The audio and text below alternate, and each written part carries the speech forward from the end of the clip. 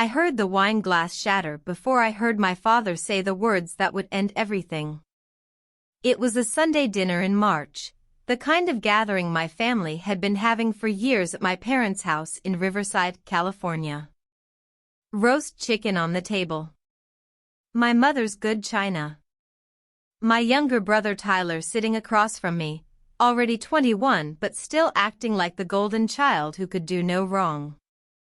And my father at the head of the table, red-faced and loud the way he always got when someone challenged him.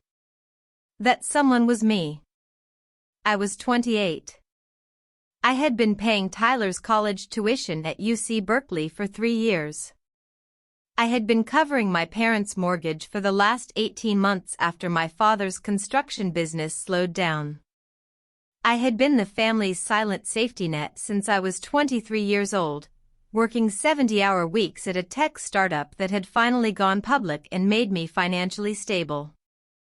But none of that mattered in that moment.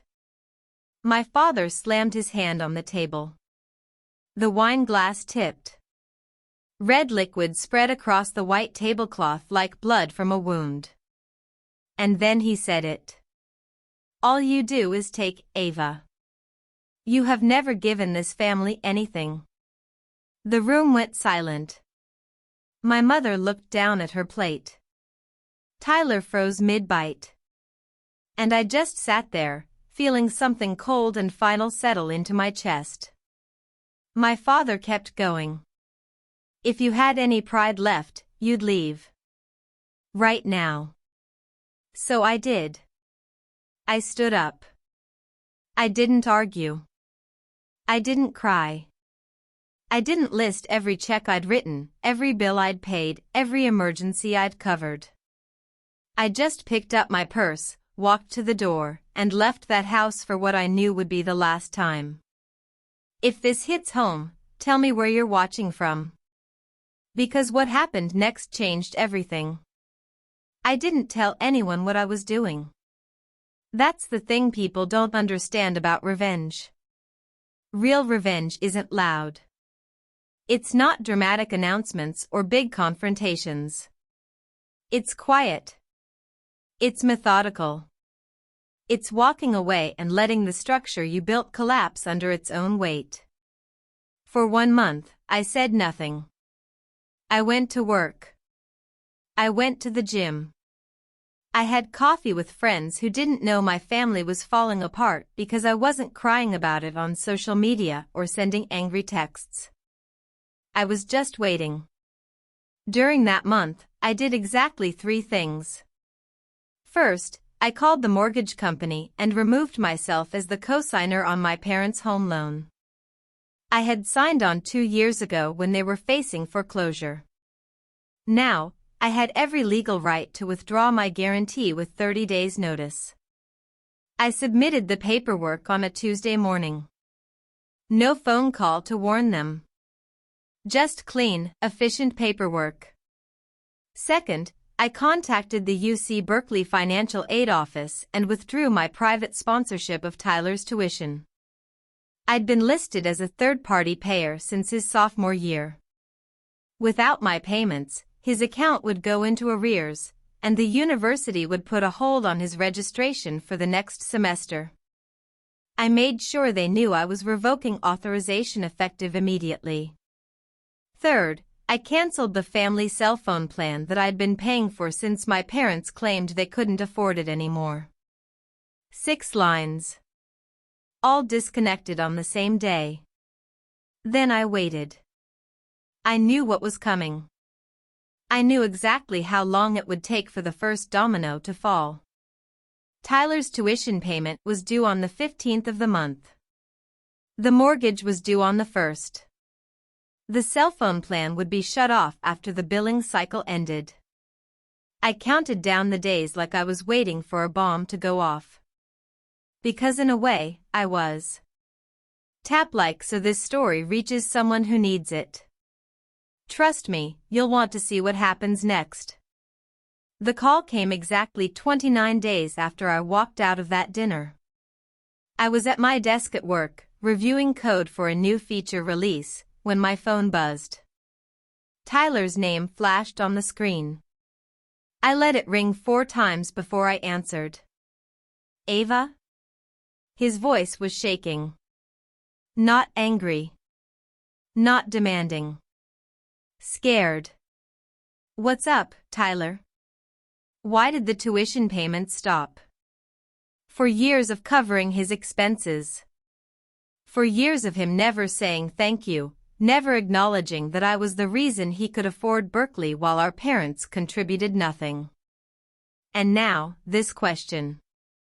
Delivered like an accusation, like I owed him an explanation. I kept my voice light. Almost cheerful. Oh, that. Yeah, I stopped paying. Silence. Then, quieter, what? Why? I could hear the panic underneath. Registration for fall semester had opened. Without payment, he'd be blocked from enrolling. His entire senior year hung in the balance. I leaned back in my desk chair and watched the San Francisco skyline through my office window. Fog rolling in over the bay. Beautiful and cold. Well, Tyler, Dad made it pretty clear that I never give this family anything. So I figured, why keep giving? More silence. I could almost hear him trying to process this, trying to find a way to fix it without actually apologizing, without admitting that I'd been right all along. Ava, come on. You can't just. I can, actually. And I did. Good luck with registration. I hung up.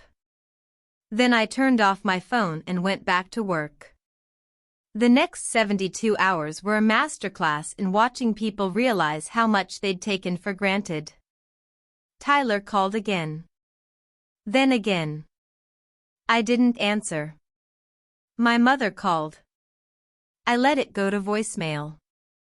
Her message was careful, diplomatic, the way she always sounded when she was trying to manage a crisis without actually addressing the problem. Ava, honey, we need to talk. There's been a misunderstanding. Please call me back. No misunderstanding. Just consequences.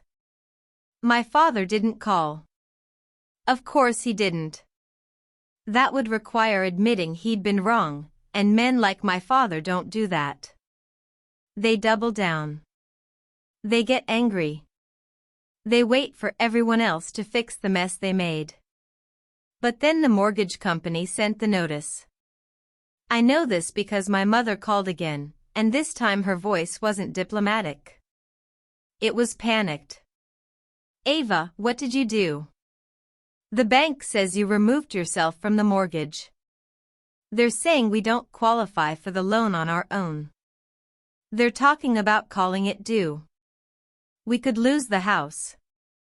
I was at a coffee shop in Hayes Valley when I listened to that voicemail. Rain drumming on the windows. The hiss of the espresso machine. Everything normal and calm while my mother's world fell apart in 30-second increments on my phone. I didn't call back. 2 days later, Tyler sent a text. Just one line. Dad's freaking out. Please fix this. I stared at that text for a long time. Please fix this. Like I was a mechanic and the family was a broken car and all I had to do was get under the hood and make it work again.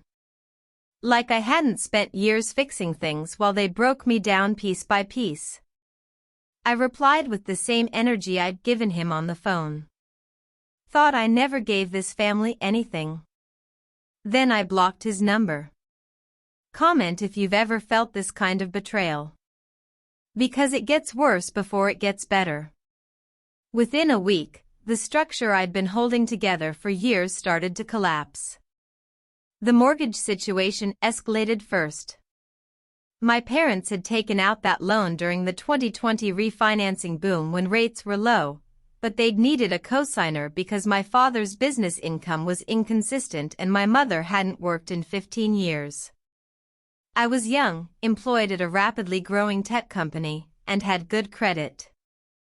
I signed because they said it was temporary. That was 3 years ago. Now, without me on the loan, the bank reviewed their financials and realized they didn't meet the lending requirements. The loan was technically in default. They had 60 days to refinance on their own or pay the full balance. They couldn't do either. My father tried to call in favors. He contacted other lenders. But construction work had dried up even more since the original loan, and banks don't lend to people with unstable income and no savings. Every application came back denied. Tyler's situation was simpler but just as devastating. UC Berkeley put a hold on his account. He couldn't register for classes. He couldn't access transcripts. He was 3 months away from graduating, and now he was stuck, unable to finish his degree until the balance was paid. He tried to get financial aid, but it was too late in the year. He tried to get a private student loan, but he had no credit history and no cosigner. My parents couldn't help, they were drowning in their own crisis. The cell phone thing was almost comedic. My mother complained that she couldn't call anyone. My father bought a cheap prepaid phone and blamed me every time he had to refill it. Tyler's friends kept texting his old number, and he kept missing messages because he was too proud to explain why his number had changed. And through it all, I watched from a distance, saying nothing, doing nothing, just letting gravity do its work. Subscribe for more stories like this one. Because the fallout is just beginning.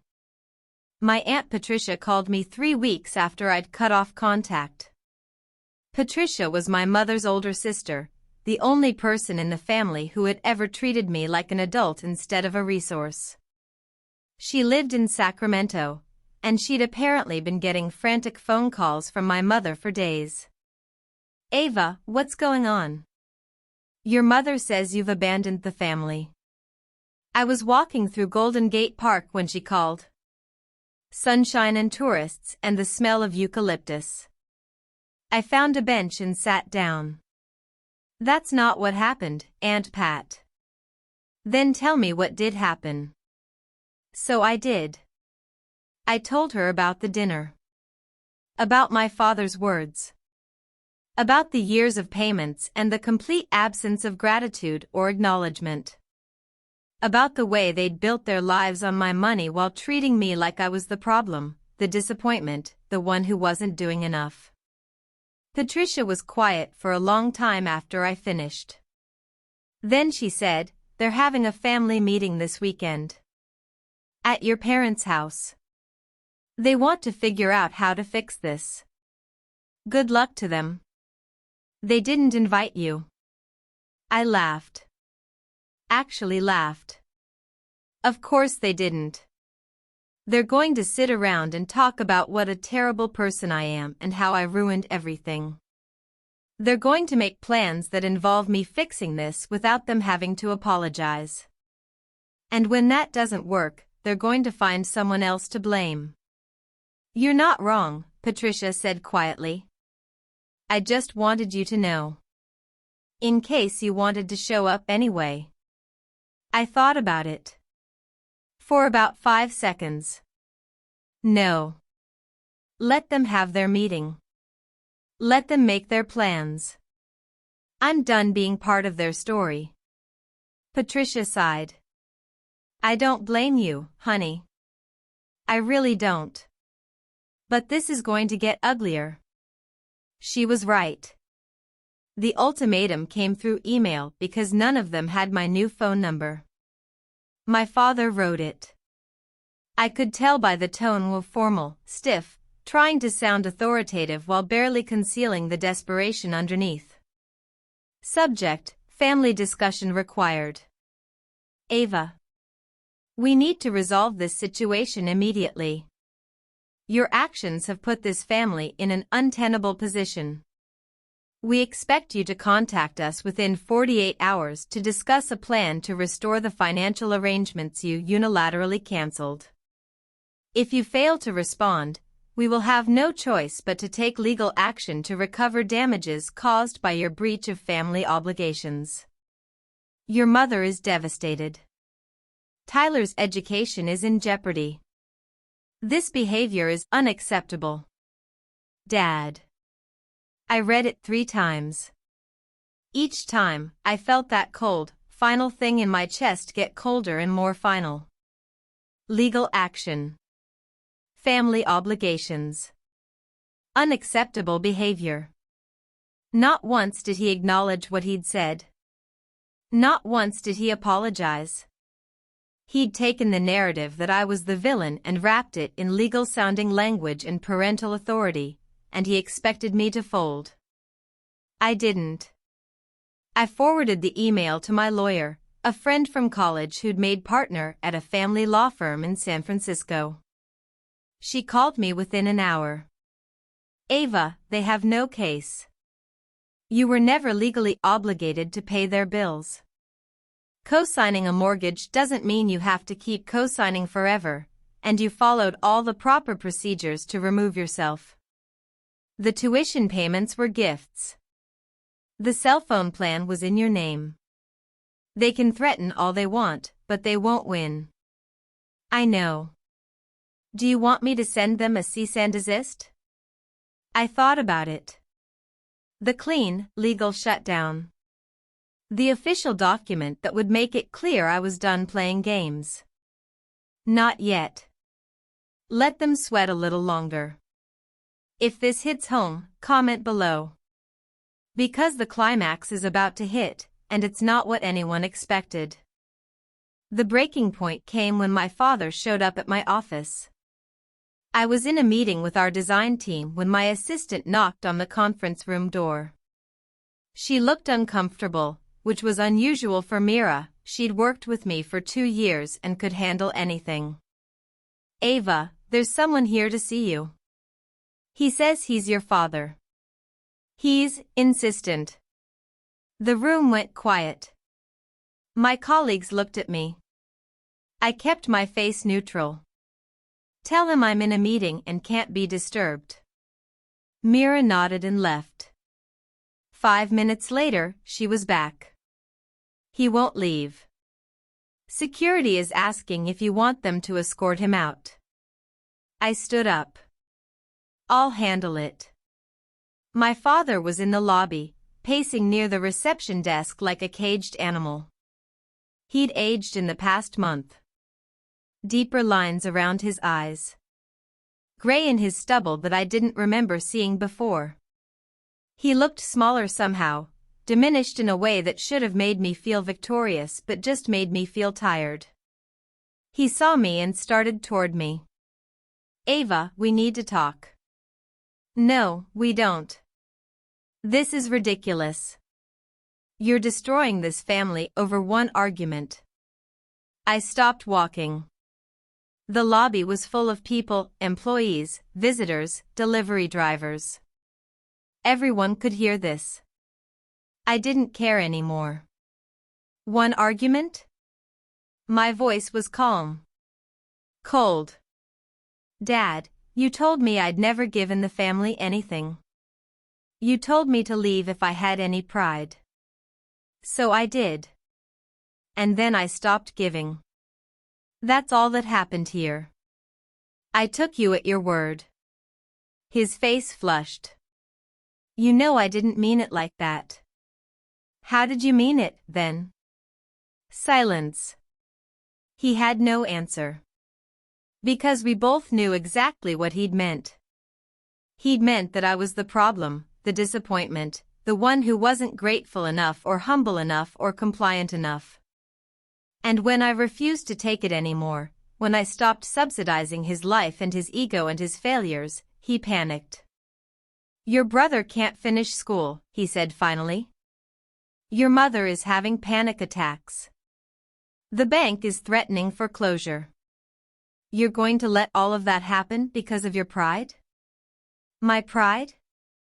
I stepped closer. lowered my voice so only he could hear. I paid for everything. For years. I kept your house. I kept Tyler in school. I kept your phones on and your lights on and your dignity intact. And you never once said thank you. You just kept taking and then blamed me for not giving enough. Ava. You need to leave. Now. Or I'll have security remove you. He stared at me. For the first time in my life, I saw him understand that I meant it. That I wasn't bluffing. That the daughter he'd relied on for years was gone, and she wasn't coming back. He left. I went back to my meeting. Tap like if you've ever had to set a boundary that felt impossible. Because the aftermath is where the real lesson begins. 2 things happened in the week after my father showed up at my office. First, my Aunt Patricia called again. This time, she had news. Your parents are moving, she said. They're selling the house. I was surprised how much that didn't hurt. Good. They're moving to a smaller place in Temecula. Your mother's getting a job at a department store. Your father's taking contract work wherever he can find it. They're downsizing everything. And Tyler? Patricia hesitated. He took a semester off. He's working at a restaurant near campus and trying to save up to pay off the balance. He might be able to finish next year if he can get enough together. Part of me wanted to feel guilty. Part of me wanted to fix it, to swoop in and save everyone like I always had. But that part was smaller now, quieter, easier to ignore. They made their choices, I said. They did. But Ava, your mother wants to talk to you. No. Just hear me out. She's not asking for money. She's not asking you to fix anything. She just wants to apologize. I closed my eyes. Took a breath. If she wants to apologize, she can write me a letter. A real one. Not an email. Not a text. A handwritten letter where she explains what she's apologizing for and what's going to change. And if I decide to respond, I will. But I'm not doing this on her timeline. Patricia was quiet for a moment. Then, softly, that's fair. The second thing that happened was simpler and somehow more significant. I got a text from an unknown number. It took me a minute to realize it was Tyler, using a friend's phone because his was still disconnected. I'm sorry. That was it. 2 words.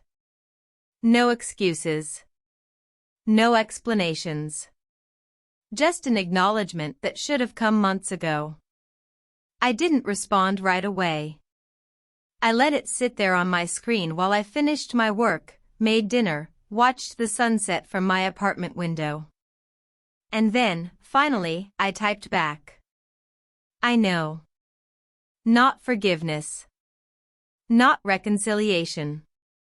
Just acknowledgement. It was enough. 3 months later, my mother's letter arrived. It was in a pale blue envelope, addressed in her careful handwriting, with a stamp that was slightly crooked because she'd always been bad at lining things up. I held it for a long time before I opened it. The letter was 4 pages long. Handwritten. No corrections, which meant she'd drafted it multiple times before writing the final version. It started with an apology. A real one. Ava. I'm not going to make excuses. I'm not going to ask for forgiveness I haven't earned. I just need you to know that I see what we did. For years, you held this family together, and we treated you like it was your obligation instead of your gift. We took your money, your time, your energy, and we never once stopped to say thank you or to ask if you were okay or if you needed anything in return. Your father is a proud man. Too proud. He said things he shouldn't have said, and I sat there and let him say them because I was too afraid to stand up to him.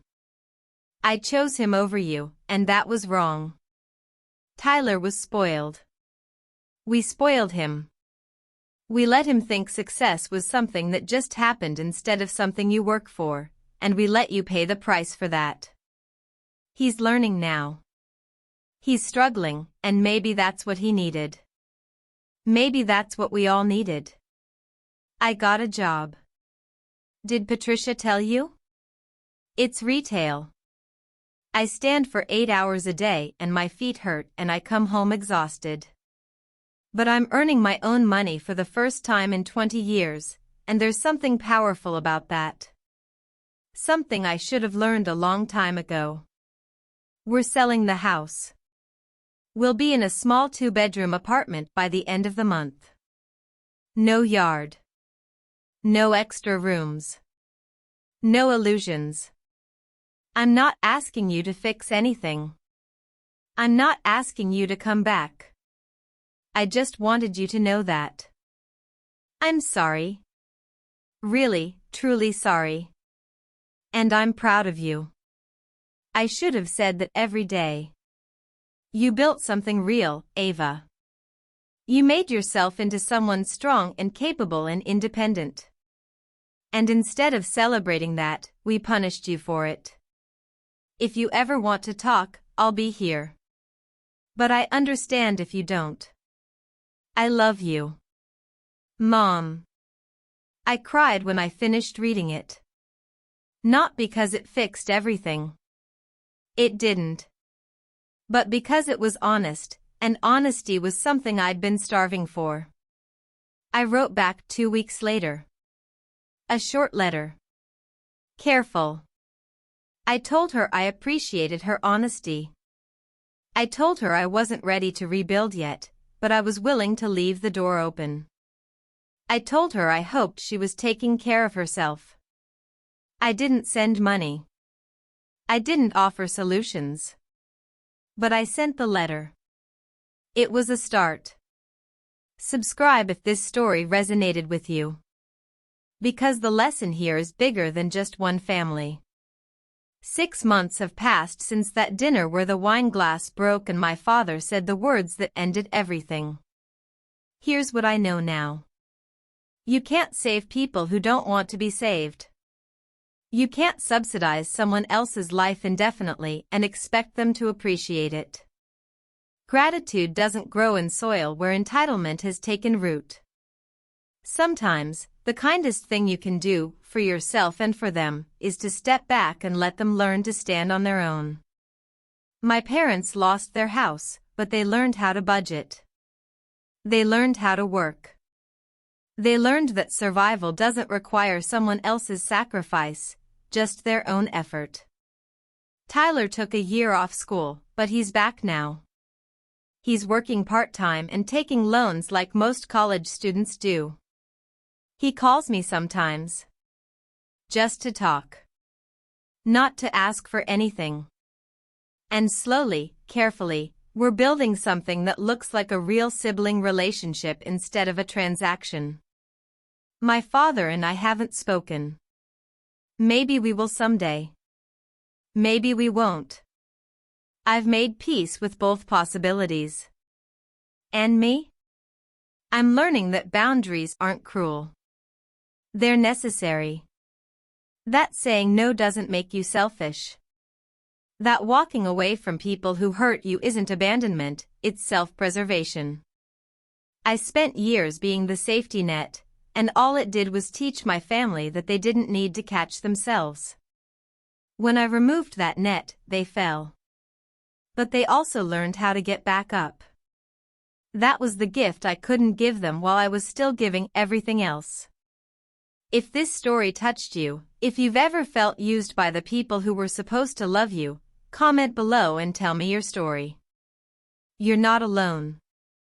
And you're not wrong for wanting more than being someone's emergency fund. Tap that like button if you believe in boundaries. Subscribe if you want more stories about people who chose themselves and found peace on the other side. It's been a year and 2 months since I walked out of that dinner. I'm still at the same company. Still in San Francisco. Still living my life on my terms. Last week, I got coffee with my mother. Just the two of us. She drove up from Temecula, and we met at a cafe in the Mission District. She looked different. Older, yes, but also steadier. Like someone who'd found their footing after years of standing on someone else's foundation. We talked about small things. Her job. My work. The weather. We didn't talk about the house or the money or the year of silence. We didn't need to. Those things had already been said in her letter and in the space between us. At the end, she hugged me. "Thank you," she whispered. "For what?" "For making us grow up. I don't know if we'll ever be close again.